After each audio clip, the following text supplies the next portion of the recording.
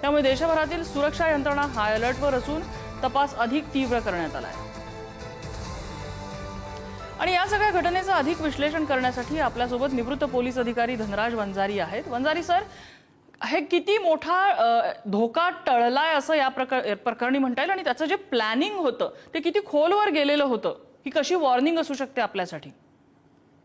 आता ज्या पद्धतीने जेवढे संख्येने हे लोक पहिल्यांदा अटक झालेली आहे आणि एटीएसने ज्या पद्धतीने ही कारवाई केली आहे आणि अक्षरशः पुणे मुंबई पासून तर डायरेक्ट दिल्लीपर्यंत जे काही कनेक्शन्स यांचे लक्षात आलेले आहे, यावरून एक सिद्ध होतं की बरेच दिवसापासून हा गट शिजत असणार।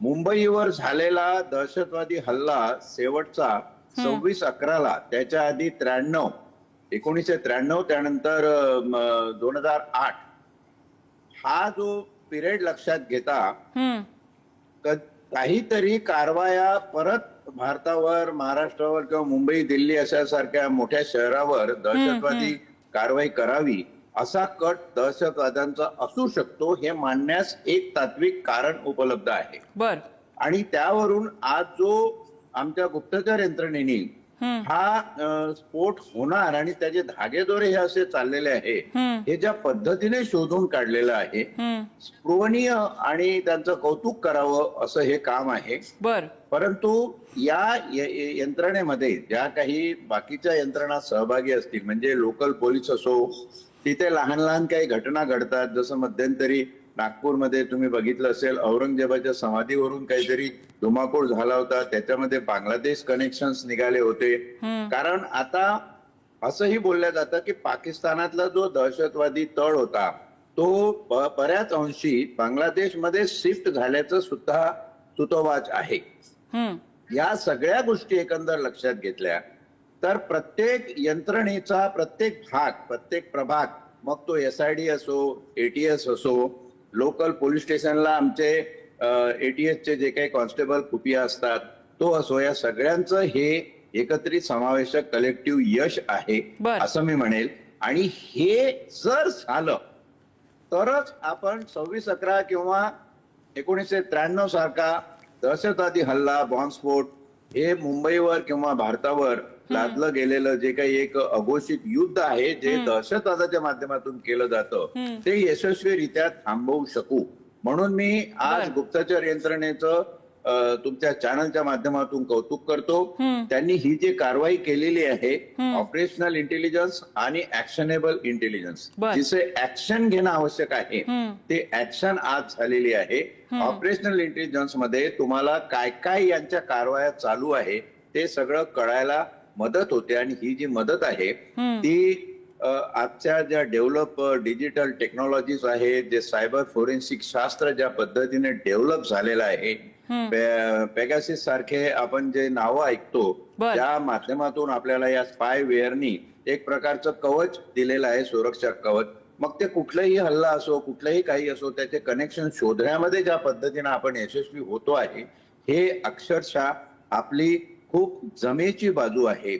आणि आता भट वगैरेचं जे शैजाद वगैरेची जी नावं आहेत, ही जुनी नावं आहेत, जी नावं म्हणजे अझर मसूद असेल किंवा 26/11चा जेव्हा रहमान आहे, या लोकांशी जोडल्या गेलेली त्या काळातली, म्हणजे हे मानायला आज पुरेसा पुरावा आहे की भारताविरुद्ध दहशतवादी कारवाया करण्याच्या कुरापती अजून पाकिस्तानामध्ये जिवंत आहे आणि त्या जिवंत असलेल्या कुरापती कधीतरी कार्यान्वित होतील आणि अशा प्रकारे दहशतवादी हल्ले आपल्याला सहन करावे लागतील। पण त्याआधी आपल्या गुप्तचर यंत्रणा जर डोळ्यात तेल घालून आज जे काम केलं असं काम करणार असतील तर मला वाटतं खऱ्या अर्थाने सर एक बघितलं तर पाकिस्तानवर आंतरराष्ट्रीय दबाव वगैरे आणणं, ह्याच्यात अमेरिकेसारखे देश जर असले तर ते काय पूर्णपणे आपल्याला यशस्वी होईल अशातला भाग नाहीये।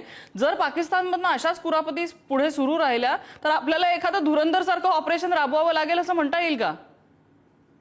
लागेल आपल्याला। आणि तुला सांगतो, आता हे गुप्तचर यंत्रणेची कामं आहेत, निवृत्त होऊन मला 14 वर्ष झाली, तुला सांगतो धुरंधर सारखी जी कामं आहेत ती काय आपण न राबवता शांत बसलेलो आहे आणि इतरांचा नुसता मार खातोय असं नाहीये।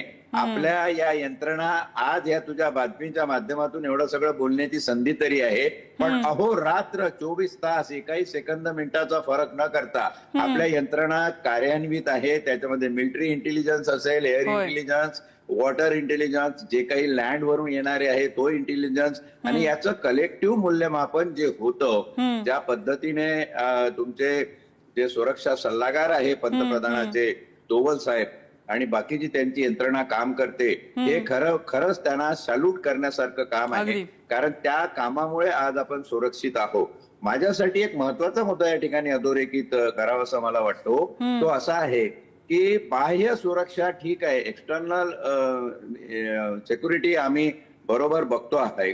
माझ्या मनात जो प्रश्न 26/11चा मी कप्परेटचा सिनियर इन्स्पेक्टर इन्चार्ज कप्परेट आणि त्यावेळी सूचना दिली होती की असा हल्ला होऊ शकतो वगैरे, आपल्याला आज मुळात मुख्य प्रश्न आहे आमच्या अंतर्गत सुरक्षेचा. अंतर्गत सुरक्षेमध्ये कोण असे घरका भेदी लंकाढाई आहे हे शोधून काढण्याची नितांत गरज आहे. आज जे अटक सत्र एटीएसनी केलं, ज्याच्यामध्ये एवढ्या मोठ्या संख्येने लोक अटक झाले, यांचा कोण आश्रयदाता होता? मला सांगा की कोणाच्या आश्रयाशिवाय, कोणाच्या पैशाच्या मदती, कारण ह्या पैशाचं काम आहे, हे काही साधं काम नाहीये. एका जागून दुसऱ्या जागी काहीतरी ऑपरेट करणं, नेटवर्क स्वतःच तयार करणं, प्रायव्हेट सॅटेलाइटच्या सर्व्हिसेस वापरणं, हे काही सोपं काम नाहीये. कोण याला मदत करतं, कोण याला पैसे पुरवतं, कोण याचा इथला भेदी आहे, हे आपल्याला शोधून काढणं जास्त महत्वाचं आहे. तरच आपण 26/11 सारखे दहशतवादी हल्ले थांबवू शकू, थोपवू शकू. आणि आजचं जे काम आहे गुप्तचर यंत्रणेचं, त्याची पुन्हा एकदा मी सराहना, कौतुक करतो. आणि हे असंच जर काम होत राहिलं तर खरंच भारत देश, महाराष्ट्र राज्य हे सुरक्षित आहे असं मानायला हरकत नाही. वंजारी सर, धन्यवाद तुम्ही केलेल्या सगळ्या विश्लेषणाबद्दल.